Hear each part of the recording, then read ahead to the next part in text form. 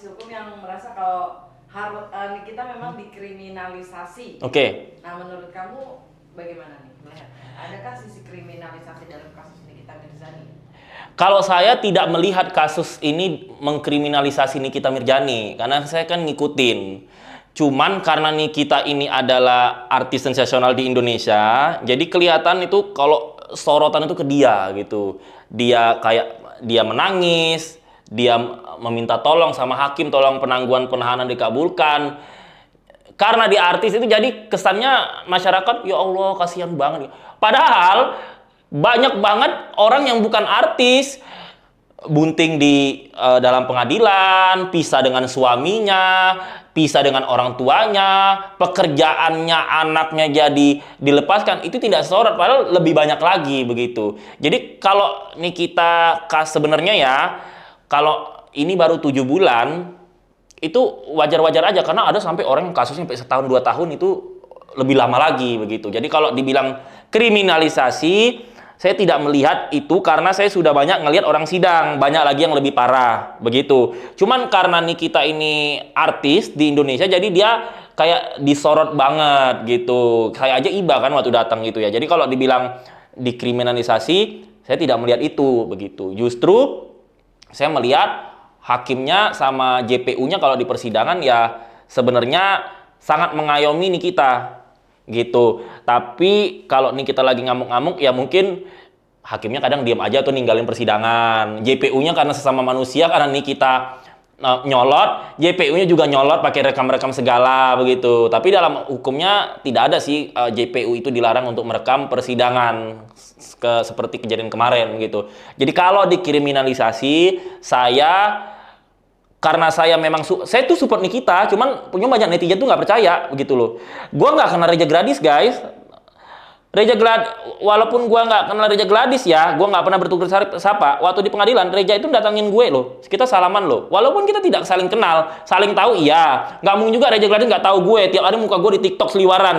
Dia kan selebriti TikTok juga, sama-sama tahu tapi tidak kenal. Nah, Reza Gladys itu punya sepupu namanya suami Siti Badia. Suami Siti Badia itu teman seperjuangan gue dulu syuting FTV. Kita nginap di villa bareng, ke Bandung bareng, satu mobil, aduh banyak lah sama si Ana sama Arya Saloka kan dulu satu apa itu, satu letting apa itu, satu dekade pada saat berjuang gitu. Nah kalau gue jelek-jelekin Reza Gladys nggak enak juga. Gue tahu kalau pendukung Nikmir maunya kan gue jelek-jelekin Reza Gladys. Tapi kan ngapain guys? Gue jelekin Reza Gladys nggak dapat duit, gue jelek-jelekin Nikita juga nggak dapat duit.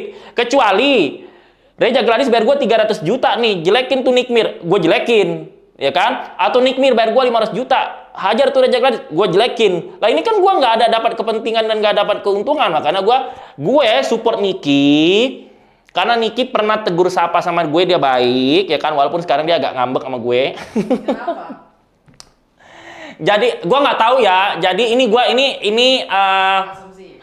bukan ini asumsi.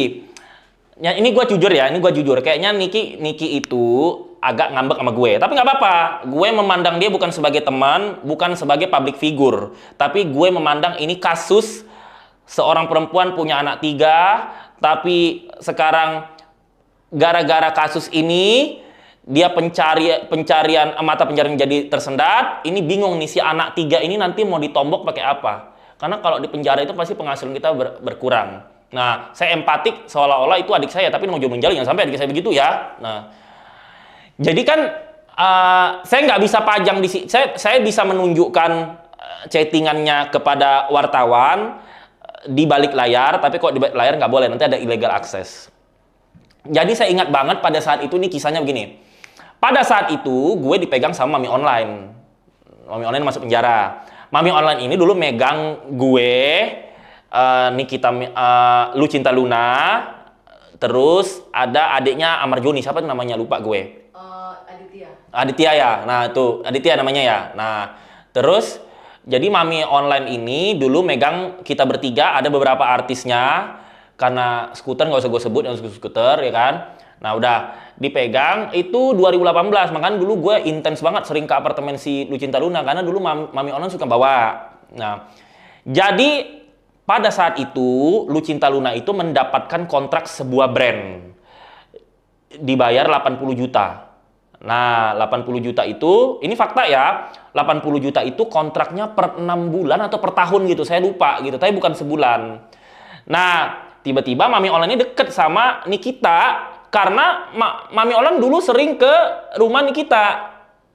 Nah, Nikita ada beberapa curhatan Nikita ke Mami Online yang disampaikan ke gue, tapi gue nggak bisa bongkar.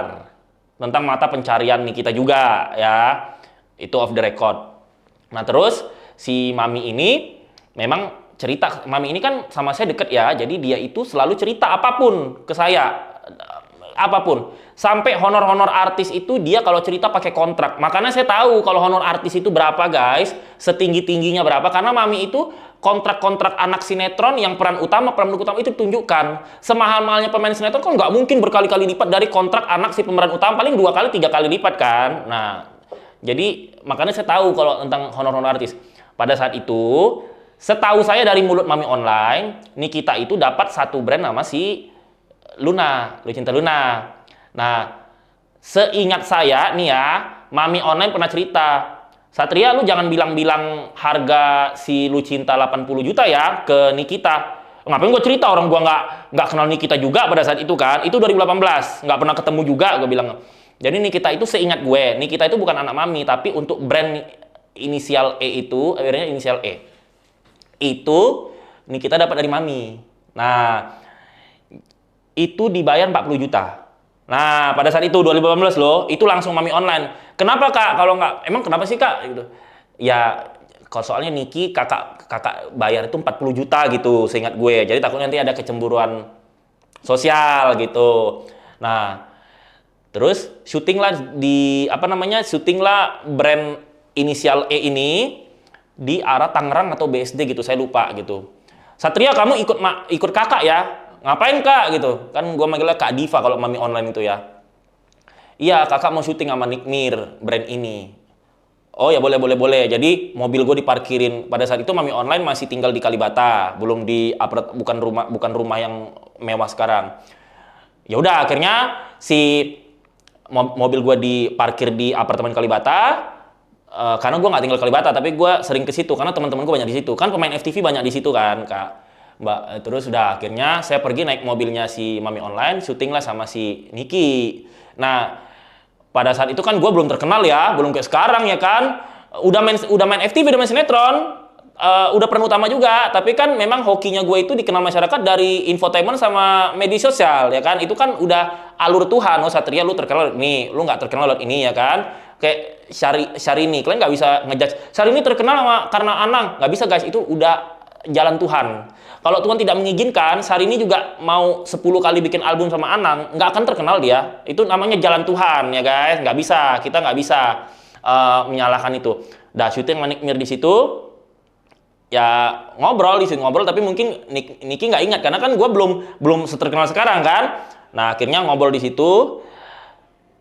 Ya pesan gue ingat banget Niki ngomong gini, jadi artis sekarang kalau cuman FTV sinetron susah, kata dia gitu. Memang bener gitu. Kalau mau jadi artis emang harus sensasi, harus sensasional, harus punya suatu keunikan yang bikin orang nonton kita. Dan ilmu itu gue tangkap karena dulu gue mindsetnya kan jadi artis main FTV, main sinetron, main film gitu. Tapi sejak ketemu Nikmir itu, oh harus ada sensasi dan percikan agar nama kita dikenang orang ya kan. Ya nama semua orang kalau udah terjun ke internet pasti pengen terkenal karena terkenal itu menghasilkan duit ya kan. Bohong, nggak ada orang main film kalau dia nggak pengen eksis, nggak haus pengakuan, dia nggak usah capek-capek casting, ngangkang aja di rumah ya kan. Orang main sinetron itu karena dia obses. Kalau dia nggak obses dia nggak akan mau capek-capek. Biasanya kan orang bisa dapat sinetron udah puluhan kali casting, audisi baru masuk, nggak ada yang sekali langsung masuk. Kenapa dia melakukan itu puluhan kali, ratusan kali? Karena dia obses. Nah, cuman caranya beda-beda. Ada orang pengen terkenal sinetron, film, infotainment, dan media sosial. Ya, setiap orang bebas menemukan cara agar beras di warung mereka masing-masing laku. Caranya beda-beda gitu. Nah, jadi gue ingat banget tuh, gara-gara ceramah si Nikmir, gue jadi buka pola pikir. Oh, berarti gue harus pecah nih kan, harus ada percikan sensasional gitu kan. Nah itu salah satunya ilmu dia itu gue tangkap. Nah bulan depannya itu di 2019 itu ya, iya 2019, seingat gue ketemunya Januari 2019, Februari gue datang ke acara nikahan adik gue di Medan. Nah, jadi kalau nah itu baiknya Iqmir ya guys. Jadi adik gue itu waktu nikah, ini pelaminan, ini LCD, LED ya, TV layar besar. Nah, itu ucapan dari artis-artis. Jadi gue konsepin, karena di Medan belum ada yang begitu. Ini pelaminan orang, ini ucapan dari banyak artis. Jadi teman-teman gue artis, gue mintain semua. Salah satu Nikita. Pada saat itu kan kita hanya saling ketemu, tapi kita kan nggak kenal. Nikita tuh baik banget guys, baik banget. Ya udah, dia masih pakai jilbab. Ya udah, sini aku ucapin buat happy wedding adik kamu, bla bla bla bla bla bla. Dan muka sini kita terpajang tuh di pesta di LED adik gua itu. Tamu ada sekitar 2000 tuh yang ngelihat di situ. Nah, jadi itu kan dari situ kita kasih tahu. Kebanyakan kalau artis sinetron film FTV kita kan banyak gaya, Mbak. Enggak, iya sih, bos. Emang siapa lu? Oga juga gue minta kalau lu songong, ya kan? Cuy, ya kan? Nah, jangan sombong-sombong sama gue, nanti gue, cuy. Nah, lu sombong, gue juga bisa sombong, enggak ya? Kalau artis hanya di Indonesia kita itu sama semuanya, ya. Jangan sok. Nanti kalau udah nggak laku, jadi DJ, ya kan? Nyanyi diskotik, jual narkoba. Ini kan situ aja. Jadi jangan sombong, roda itu berputar, ya. Jangan sombong. Si Luna Maya ngatain Dennis cuman artis lewat media sosial. Ini bikin TikTok juga, ya kan? Ruben, gue ingat banget Ruben pernah ngomong gini, YouTuber bukan artis. Lah, ini dia bikin YouTube juga. Nggak boleh begitu. Sekarang tuh dunia jadi digital, ya. Jangan panggung itu jangan hanya mau dikuasai sendiri. Ya bagi-bagi rezeki dong, ya kan? Ada lagi artis sinetron. Iya, dulu kalau dulu kita casting audisi. Iya memang itu kan zaman dulu. Zaman sekarang itu artis tuh digital. Gua aja dulu pemain FTV sama film, tapi gua harus menurunkan ego. Ya gua harus jadi artis media sosial. Karena nggak bisa guys, nggak bisa. Jadi kalau artis-artis lawas itu, kalian kan juga songong-songong juga lokasi syuting, ya kan? Ada sekarang selebriti TikTok, panggung lu diambil, lu sindir-sindir, nggak boleh. Kita punya panggung bersama, kita eksis bersama, cari rezeki bersama, kita sombong bersama, ya kan? Nah, udah, langsung ya. Nah, terus si Nikita ini pisah sama Nikita, udah nggak ketemu lagi tuh ya. Ketemu. Terus gua nongol lah di TikTok. TikTok kan langsung pecah tuh. Nah, karena gua suka membongkar dunia selebritis, Nikita suka nge-like Viti. Kadang dia komen.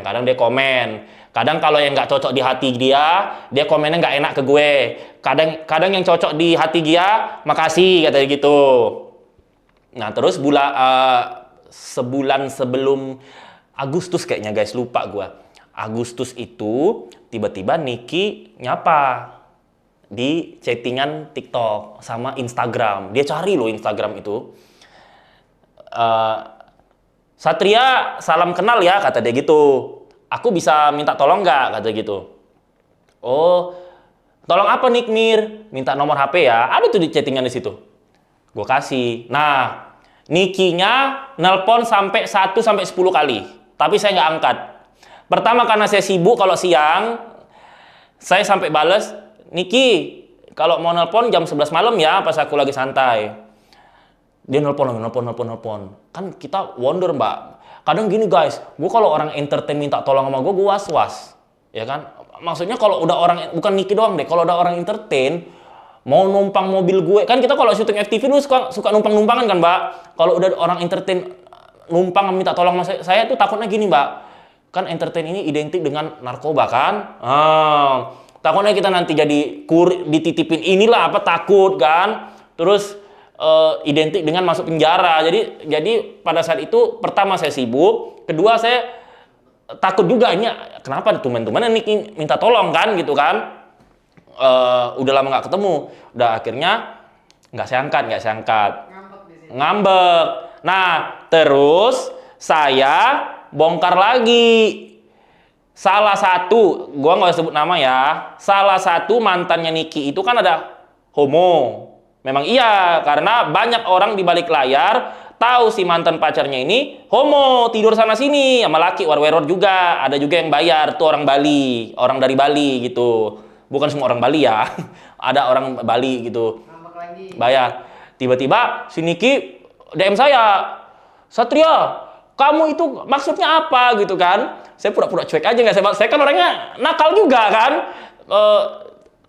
Kenapa ya Niki gitu, saya pura-pura nggak tahu. Ya itu dia minta hapus, nggak saya hapus, saya kan nakal, sayang udah penonton jutaan kan. Udah akhirnya udah, tapi kan masyarakat bener sekarang putus, sekarang Niki kena kasus, nggak ada itu.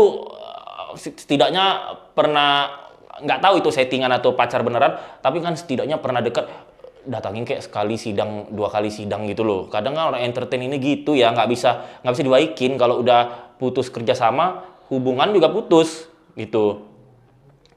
Nah, terus udah itu akhirnya gara-gara si Niki itu ngomong begitu, nggak buka lagi DM-nya. Udah. Nah, gue datanglah ke pengadilan pas kasus ini kan. Wartawan bilang, Kak Satria, samperin Niki. Si Nikinya jutek sama gue. Ya, gue nggak mau nyapa lu lagi Niki. Gue datang tapi gue nggak mau nyapa lu. Gue bela lu tapi gue nggak mau nyapa lu. Lu songong juga gue bisa songong gitu loh. Maksudnya gue itu memberikan support buat lu gitu. Walaupun lu udah minta gue hapus hapus konten, walaupun nggak gue hapus. Jadi makanya gue kalau di pengadilan nggak mau nyapa dia lagi, ya kan? Gue kalau orang sombong gue lebih sombong lagi gitu. Gue tetap support tapi secara objektif. Tapi karena si Niki begitu ya udah, lu begitu, gue begini. Tapi nggak apa-apa, gue akan memberikan statement secara objektif buat lu. Gue nggak akan jelekin lu, gue akan jelekin pihak sana. Nah gitu. Jadi dia nggak tahu kenapa dia jutek gara-gara itu atau gara-gara hal lain, gue nggak tahu begitu. Terakhir Satria, harapan kamu untuk Nikita seperti apa di kasus ini? Harapan gue, jadi gini, ketika kita terpuruk, ternyata disitulah kita tahu orang-orang yang mendukung kita siapa, ya. Nah, kali ini saran gue ya. Nah, orang yang datang ke persidangan itu pagi-pagi bangun ya, terus macet-macetan apalagi Jakarta, pakai bensin, pakai tol, per jam juga di situ bayar parkirnya 7.000 ya. Jadi maksud gue simpel aja. Kalau di tempat-tempat lain gue sering mengumandangkan apa yang harus dilakukan nikmit, apa harapannya udah terlalu basi. Nah, kali ini gue sarannya gini aja. Hargai orang yang datang ke persidangan dukung elu. Nah, karena mana artis-artis yang dulu katanya deket sama lu, nggak ada datang mereka itu. Nah, jadi setidaknya kalau ada netizen datang, mau dia artis atau tidak, kalau bisa didadain, disalamin, atau setidaknya makasih ya gitu. Karena jangan salah Niki, nanti kalau dalam penjara belum tentu tuh artis-artis yang dulu satu kamera sama kamu datang. Bisa jadi netizen inilah nanti yang datang membawakan sesuatu dan menghibur kamu gitu. Jadi kalau saran saya simpel aja, lebih menghargai netizen yang datang mendukung kamu, didadain semua, karena nanti gue yakin nanti kalau di dalam penjara mereka ini mau datang. Berarti kamu yakin kita bakal divonis dapat hukuman? Iya, karena kan ini kan kasus berat. Polisi itu tidak bodoh untuk memenjarakan seseorang. Netizen ini berpikir masukin orang penjara dan melepaskan orang ke penjara itu kayak nangkap dan lepasin tikus, Mbak. Loh, polisi nggak berani dong nahan orang kalau buktinya nggak kuat gitu. Kita objektif aja. Cuman yang saya harapkan adalah mukjizat supaya Nikita ini kan seringan-ringannya. Ya alhamdulillah, Allahu Akbar, 1 tahun keluar gitu. Ini guys, ini udah nggak mungkin lepas. Tinggal lagi kalian berdoa supaya Niki ya maksimal 1 tahun atau 6 bulan udah lewat ya 1 tahun lah begitu. Karena kalau lepas ini udah nggak mungkin guys. Seseorang itu tidak akan ditahan kalau dia tidak buktinya kuat. Dan catat loh ya, banyak banget pengacara artis ngomong ke gue, ketika seseorang udah duduk di bangku panas persidangan, tidak sampai 1% dari seluruh kasus di Indonesia itu bisa bebas. Tidak sampai 1%. Itu pun yang bisa bebas kasusnya pencemaran nama baik, perbuatan tidak menyenangkan. Kalau kasus-kasus berat, jarang yang ada bebas divonis tidak bersalah kan? Jarang gitu. Itu aja sih.